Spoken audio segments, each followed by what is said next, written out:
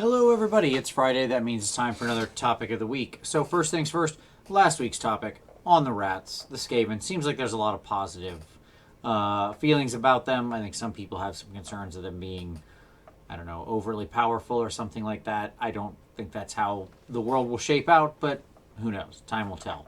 I'm obviously a biased source. I love my rats and have forever. So, if they're good, it's generally going to be I'm going to forgive their sins and be happy about their successes. So I'm not sure I'm the one who wants to trust or can trust myself on this. But at any rate, I'm glad to see so many people getting interested in this Skaven, and that's cool because I do think they're a wonderfully unique, creative army. They're very unique in the world of Age of Sigmar, in the world of the sort of Games Workshop IP, and I think they're a lot of fun. So there you go. Only good that they have a. That's all. It can only be a good thing that they're celebrated and have a book and have people interested in playing with them. The rest will work itself out over time. But this week I want to talk about something. I was traveling today. I got back late, so even though it's Friday when I'm recording this, it might actually be very early Saturday when this goes up.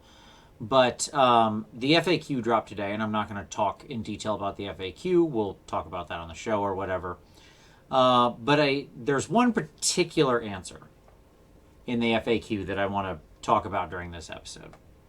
And that's the answer about, within this particular list, within this Gristlegore list or whatever, if you have your big monsters, your big Gribblies, as they're known, your Terrorgeists or your zombie dragons, as battle line, do they still count as behemoths? The answer was no. Meaning that you are not limited to only 4 of them in a standard 2,000 point game, right? So traditionally, this has been one of the reasons you can't have an all monster army because, you only get 4 big Gribblies and you got to have 3 battle line. And so even if they were both, it kind of doesn't work out. And, or you only have 1 hero and so on and so forth. But this changes that. You actually could do 6 of them in an army. It works out to exactly 2,000 points, ironically, at least as the points are right now. GHB 19 could change that. But I thought that was pretty funny that you could do 4 monsters and 2 heroes or something like that. Some combination of therein. A more monster focused army.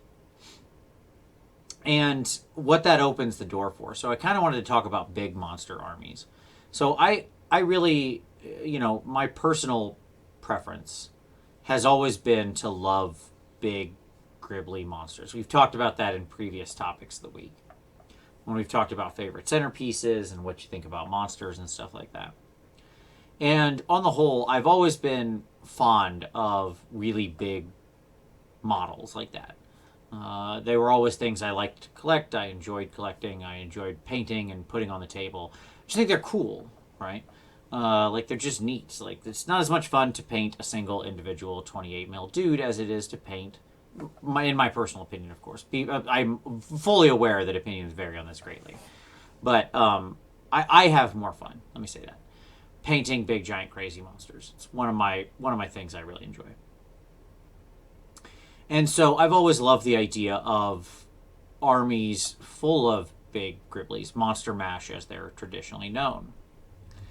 And this is the first time we've really opened the door to that in AOS.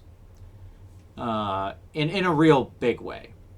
Certainly before I was a big fan. I always talked about hashtag triple mag meta, the 3 magma dragons, and then just some random orcs, but you still needed 30 orcs for that. I'm a well-known hater of painting masses of infantry. I am proud that I managed to fight my way through 70 Daemonettes for my Slaanesh, and years ago I painted 150 clan rats and 40 storm vermin and whatever, but that's done. I'm good. Never going back. I'm like somebody who did their nickel, and I'm not going back. So this made me think about what other places could we go with this. If we've opened the door to this, let's do this. And so I thought about if there's an updated Beastclaw Raiders book. We did a whole show dedicated to them recently with Halo Twitch. And, that's always been one of their challenges is that you hit the behemoth cap. So you can't just take a bunch of their big monsters. Even the regular unit guys who do count as battle line still carry behemoth with them. So it opens the door to them being much more interesting because their big behemoth, like just the rider guys that aren't heroes on top, could become, in some build, could become battle line, period, and no behemoth. I think that's fine. It opens the door to the army that I've truly wanted more than anything. Like GW, what you wanna just make my, I don't know, decade. Give us the giant book, with like maybe even a new giant kit. So like right here, right here. There you go. It's probably not visible, but this is my army of giants up here. So I've got about 10 giants painted. They're from different ranges. Multiple GW giants and then others. I have giants in all the armies where you can use them. So my Beast army has, Chaos Giants painted. I have generic Chaos Giants marked to all my Chaos Gods.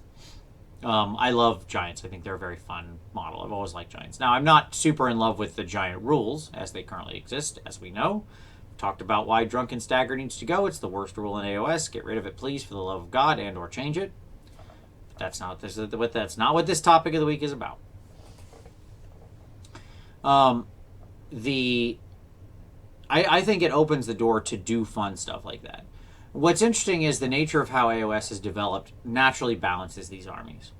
And by that I mean they're almost always not a competitive choice.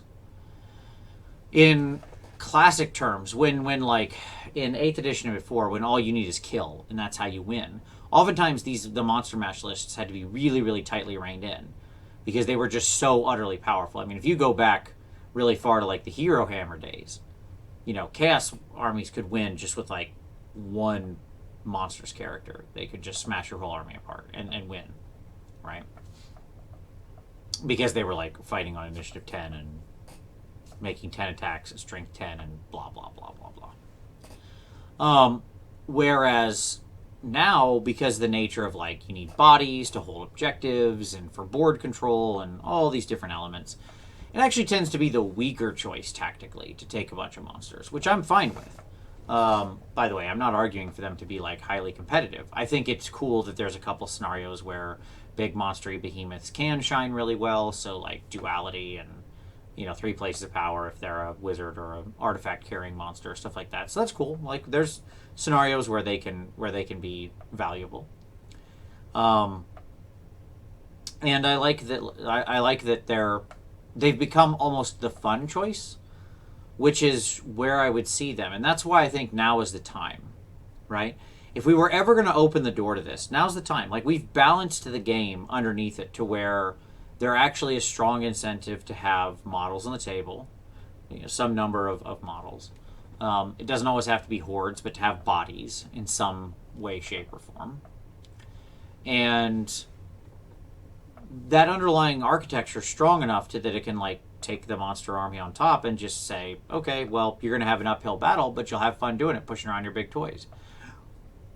I like them because it's easy to move. You have less pieces, less to focus on.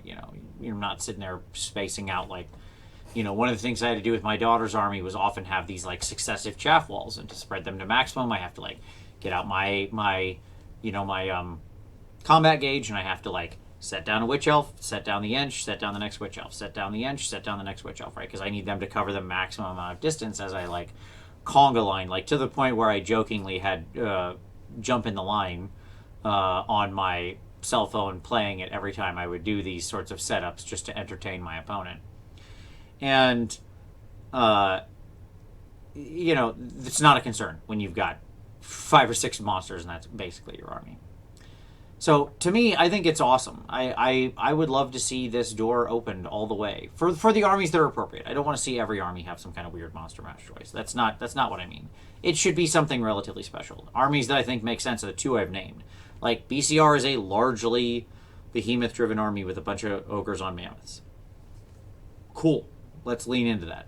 A giant army is something we've dreamed of since we got that battalion early on that was like 5 giants and a chief giant.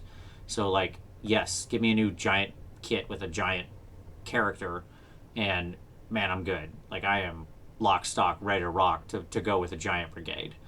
I have, like, a whole story written for my whole giant army. Like, I love them. They're dumb, and they would lose every game, but, man, I would have fun playing them. And that's what I'd like to see. I think that, in those few cases where it makes sense, I think it'd be fantastic. It's not that we can't be Monster Mashy, but it opens an interesting door. So, what do you think of opening this door? Would you like to see a couple armies have the sort of all monster option? If so, what would you like to see? Do you like my choices? If not, what would you think of that? So, there you go. That's this week's topic. It's very interesting times, so I'm excited to see what additional surprises GW has in store for us this year, what our next books are, and where we're going. Obviously, I have my particular hopes, but I think this is going to be a great year. I was happy to see the FAQ get turned around so fast. For the most part, I'd like to see some slightly different stuff in it, but we'll talk about that this week on the show. Overall, let me know what you think. Drop your comments down below. As always, if you've got a response video, go ahead and link me that down in the comments, and I will link it in the description. You can look down there and see last week's video on the rats. But as always, I appreciate you watching, and we'll see you next time.